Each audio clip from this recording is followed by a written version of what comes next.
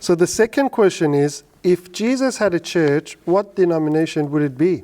Or what was it like to go to a church as Jesus as its senior minister?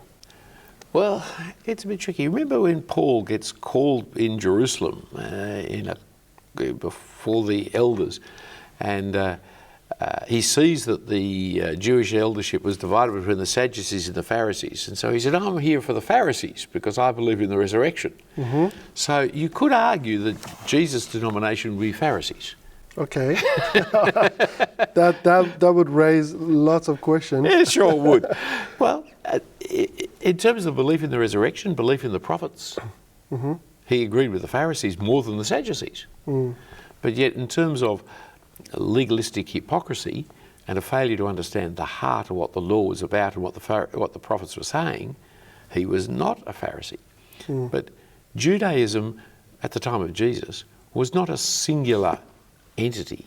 There were Sadducees, Pharisees, Canaanites, Zealots. There were all kinds of different Jews.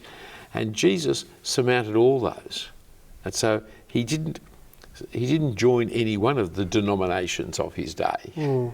He created that which was completely different.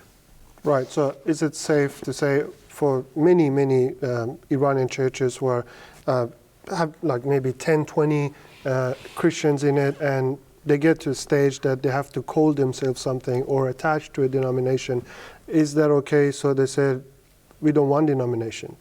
Well, denominations are just one of the inevitabilities of life. That is, the church is the local gathering. Mm.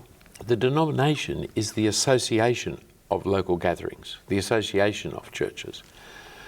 And it's a good thing to have because Paul can speak about it in 1 Corinthians 7, as in all the churches.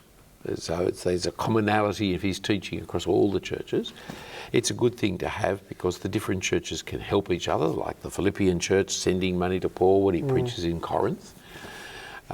It's a useful thing to have in our world because one little congregation can't do all the things that are needed, like having lawyers and financial systems and accountabilities and things like that. But we must remember that the association of churches is not the church. The local church is the church. The gathering is the church. That's helpful. And over time, associations always take to themselves authority to rule the local church. Mm. But the local church can never survive without the association. Mm. So there's always this tension. Yeah, very helpful.